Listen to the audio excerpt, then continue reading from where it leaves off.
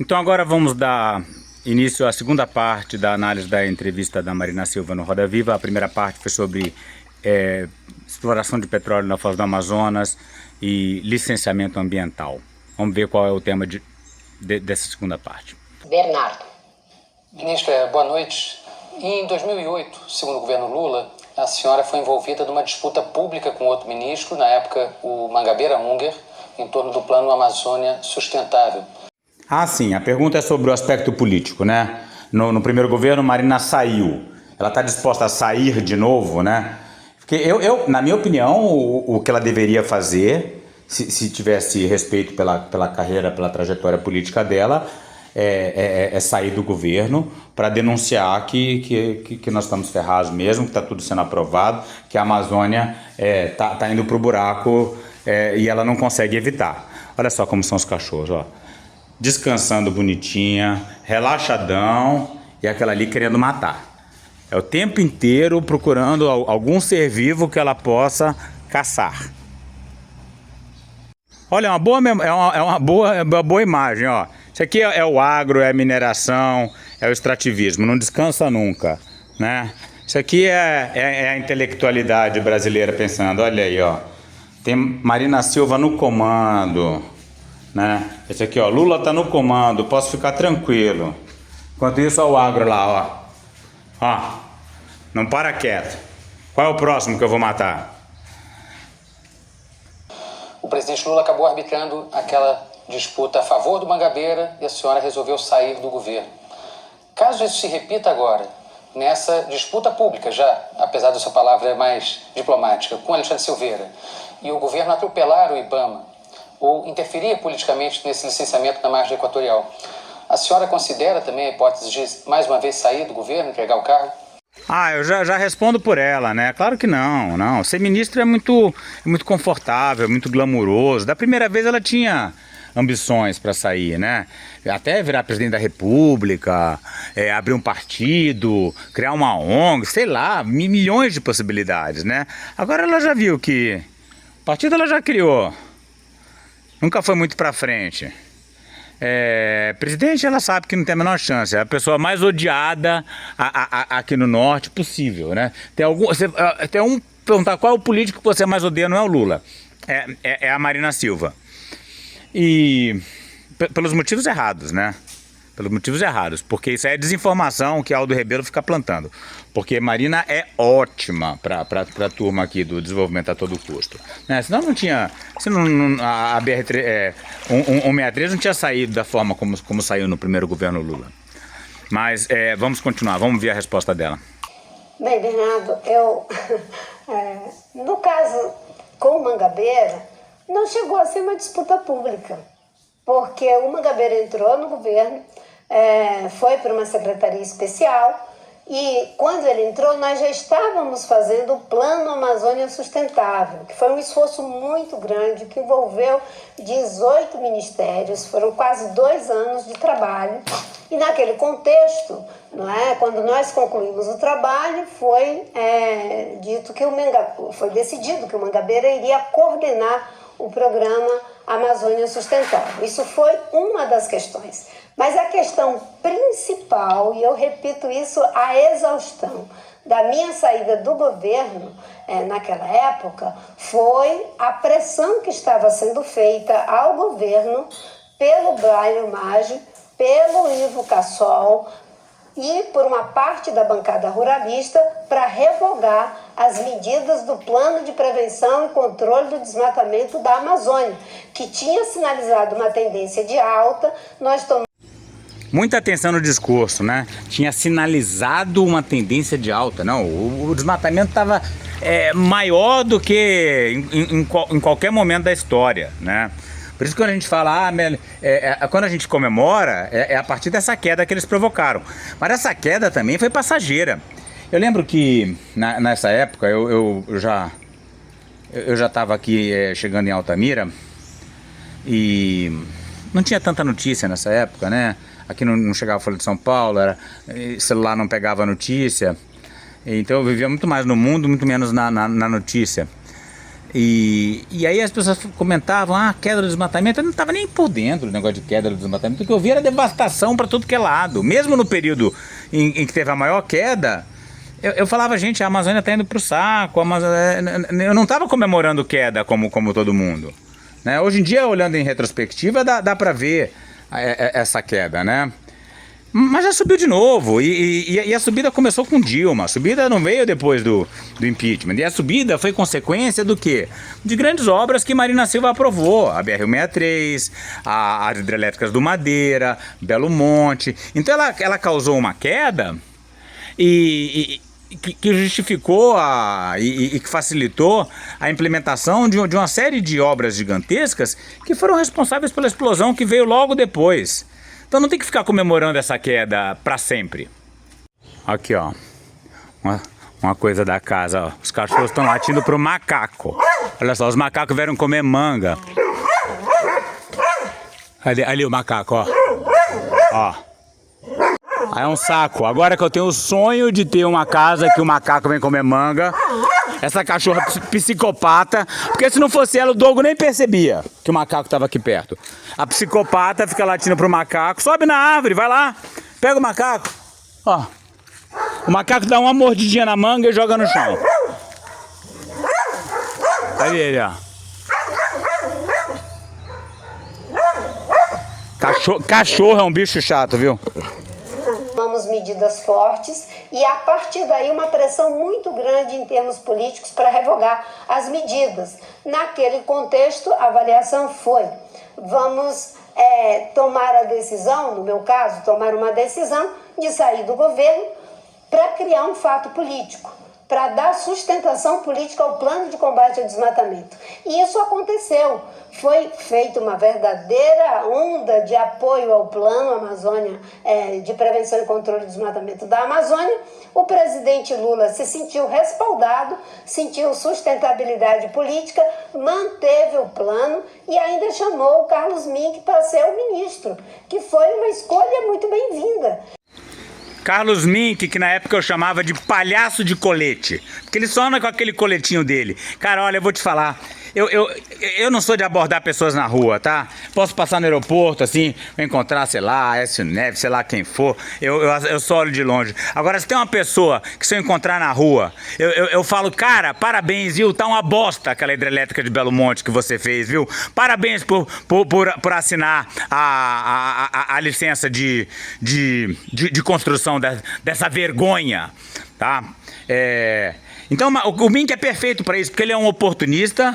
Ele inclusive me bloqueou no Twitter quando eu comecei a perguntar a ele sobre Belo Monte. Fica pagando de ecológicozinho, porque fica indo em manifestaçãozinha no Rio de Janeiro. Mas é o algoz aqui do Rio Xingu, perfeito para assinar Belo Monte.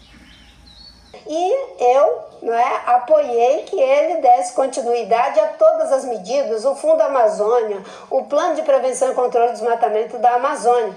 E, aliás, aquela situação política que naquele momento se revelou uma certa dificuldade política, mas que eu acho que a gente manejou com sabedoria naquela circunstância, depois se revelou acertada. Porque a vinda do Mink, depois a Isabela deu continuidade, até 2012 o plano continuou caindo, o desmatamento continuou caindo, e só a partir de 2012 é que teve um aumento. Teve um aumento não, começou a crescer de novo, né? Por causa inclusive do Mink e da Isabela. Isabela que começou a mexer com BR-319 e uma série de coisas altamente reprováveis do ponto de vista ambiental. Mas o plano é altamente virtuoso, agora ele foi reeditado e já está rendendo resultados incríveis na Amazônia. São resultados incríveis, a situação do desmatamento está fora de controle, a única questão é que saiu o Bolsonaro. Bolsonaro era o maior bandido que já passou pela presidência da República nesse país. Então é claro que quando sai um bandidão feito Bolsonaro, você tem uma queda no desmatamento. Mas a gente voltou para aquele nível governo Temer ou Dilma pré-Temer. Que isso fora a questão das queimadas, que nunca teve tão alta. Então a situação é catastrófica. Eles vão ficar sempre se gabando. Por isso que é bom de vez em quando entrar um Bolsonaro, porque aí depois vem a turma pós-Bolsonaro para comemorar qualquer ganho ridículo. Ganho em comparação com o Bolsonaro, porque na verdade a floresta está cada vez menor, né? Isso que as pessoas não entendem. Não é que nem mortalidade infantil. Diminuiu a mortalidade infantil, ótimo. Diminuiu o desemprego, ótimo. Não, desmatamento não. Cada vez tem menos floresta, né? No Senado, no Pantanal e na própria Mata Atlântica, e vamos concluir agora o Pampa e a Caatinga. Mas a senhora não me respondeu. Sim, é claro, naquele momento, né, foi uma avaliação no contexto que eu acabo aqui de falar, né, e que eu considero que foi positiva. Né? Como diz o Lacan, ou estou usando o Lacan duas vezes, o sentido aparece. Aí o meu amigo Luigi, né, que é ativista pelos direitos indígenas, está em Brasília agora acompanhando os últimos ataques aos povos indígenas na capital, que acompanham o ataque ao Cerrado. Vi um pedaço da entrevista e falou: eu não aguento. Você vê que ela citou Lacan duas vezes. O negócio dela é essa. A Marina, ela veio lá do Seringal e tal, mas a referência dela é acadêmica, totalmente. E fica citando Lacan e todo mundo acha lindo. É claro que é melhor do que o imbecil do Ricardo Salles. Mas é quase como se fosse a mesma coisa, só que de uma forma bonita. Só depois. E o sentido apareceu, né? Depois se revelou positivo. Hoje o próprio presidente Lula defende desmatamento zero. E se ele... Sim, aí começa a parte mais grave, a parte da farsa. Como assim o próprio presidente Lula defende desmatamento? Ele fala de desmatamento zero. Mas desmatamento zero não vai acontecer. Ainda mais pavimentando BR-319, fazendo ferrogrão, planejando hidrelétrica no Tapajós. Como que vai acontecer? Não vai acontecer. Isso é conversa, por isso que é para 2030. Teve uma queda em relação ao Bolsonaro porque saiu o bandido, só isso. Não vai cair mais, não. Se eu tivesse tido a coragem de manter o plano, de chamar o MINC, talvez a gente nem pudesse falar hoje em desmatamento zero. E não é a primeira vez que Se eu não tivesse chamado o MINC, talvez a gente não pudesse falar hoje em desmatamento zero. Sim, querida, você pode falar em desmatamento zero. Falar qualquer um fala, até papagaio fala. Desmatamento zero em 2030. E aí? Qual é o caminho? Qual é a trajetória? Qual é a estratégia? Ninguém fala. O governo recebe o apoio da sociedade para manter uma medida e obedece o que a sociedade orienta a fazer. Fernando Henrique fez a mesma coisa quando ele fez a medida provisória, tirando de 50% a reserva legal para 80%, aí ia revogar a medida e veio uma grande manifestação da sociedade brasileira e o Fernando Henrique manteve os 80% e ele está aí consolidado até hoje. Isso se chama sustentabilidade política. Mais ou menos, né? Mais ou menos. Esse 80% é um mito, né? Você pode andar em qualquer estrada aí da Amazônia, você não vai ver 80% de floresta consolidado em lugar nenhum. Você só tem 80% onde a estrada é recente e o desmatamento está começando. Tá? Não tem lugar nenhum que isso é respeitado. Hoje é um contexto completamente diferente. Hoje nós estamos em um governo de frente ampla. Hoje nós temos desafios enormes em relação ao clima, em relação a combate à desigualdade, à democracia, a criar um novo ciclo de prosperidade e uma compreensão completamente diferente, né, de tudo que a gente já viveu na história do Brasil. Hoje nós temos um plano de transformação ecológica liderado. Esse plano de transformação ecológica é o plano cabeça de bacalhau. Ninguém sabe como é que vai ter transformação ecológica, né? Ele inclui uma transição energética baseada em construção de hidrelétricas, muito blá blá blá, é um financiamento de modernização da indústria, mas transformação mesmo, não tem não, tá? É papo furado, é blá blá blá. Se está duvidando de mim, pergunta aí para qualquer um, como é que é essa transformação ecológica? Como é que funciona isso? Como é que vai transformar? O que vai transformar? Nada.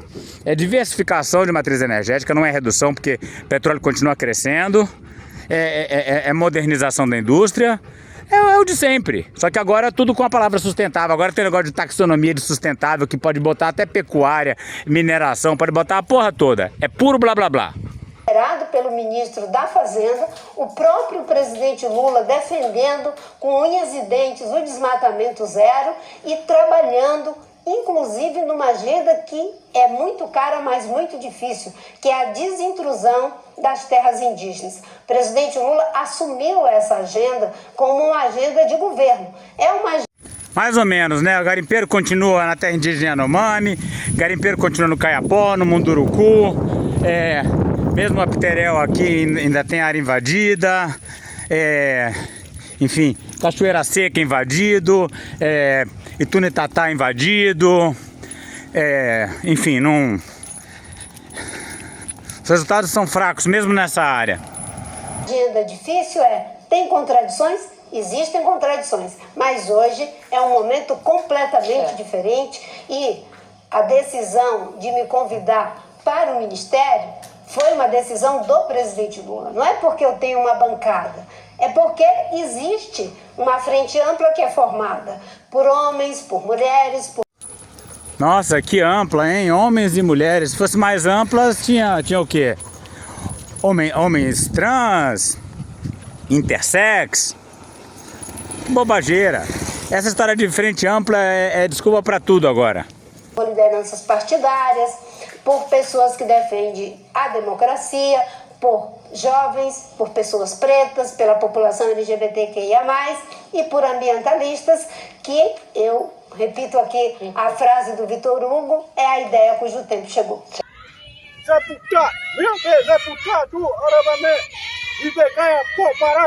Para saber mais e participar dessa luta radical pelos povos indígenas, a floresta tropical e a biodiversidade de modo geral, inscreva-se no canal, deixe seu like e comentário.